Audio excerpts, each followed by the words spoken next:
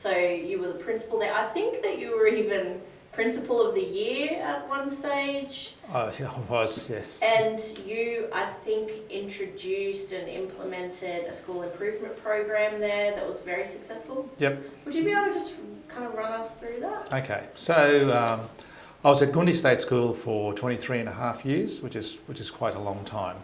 And prior to NAPLAN and all that testing, we had state testing, the U2NET and all those sorts of things.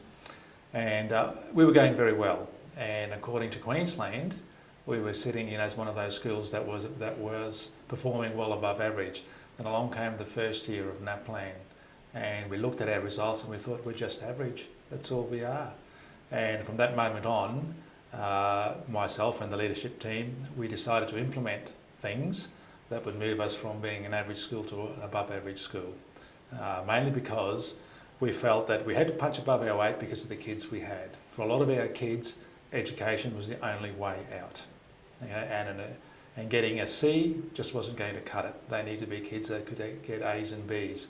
And so we began an improvement agenda, and that was pretty much led by looking at really high yield pedagogies, and explicit instruction was that. And so we became an explicit instruction school. We introduced things like consolidations later on, and through that, and through having a very precise curriculum and maintaining high expectations, we ended up being in one of those schools that did punch above their weight, and a school that was producing results that were, very much in the green for most areas most of the time. Great. Okay. And can you tell us a bit about your role at GGSA? Okay, so I was initially approached by GGSA to value add to what they already have in place, the program. So I spent some time looking at the two schools, Hopevale and Cowan. And from that, I was able to come back with some recommendations. And so my role predominantly is about trying to implement strategies and pedagogies that would help what's already there. And it has some really good stuff there. And I've also identified a few areas where things could be enhanced. So I see my basic role as being an explicit instruction leader, if you like, and assisting those teachers and those schools to adopt that particular pedagogy with the programs that are coming on board that are based on that. So that's probably my main role. What inspired you to take on the kind of challenge of these remote Cape York schools? Okay, so you always want to make a difference, and I think that's the thing. But if you really want to know the backstory, I started teaching in Kawanyama.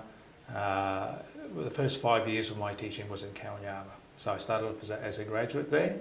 I was what I would consider myself an average to above average teacher, and in those early years I don't think I taught as well as I could have, and I spent the rest of my teaching life then trying to find ways and put things in place to improve student outcomes all along. So for me now it's sort of like putting something back, and it's a bit of payback for those years perhaps where I wasn't the best as a teacher. I was just learning to be a teacher, and now I have an opportunity with the skills that I have now to actually make a difference and hopefully have other teachers who can improve their practice and build their capability so they can improve the life of our Indigenous students.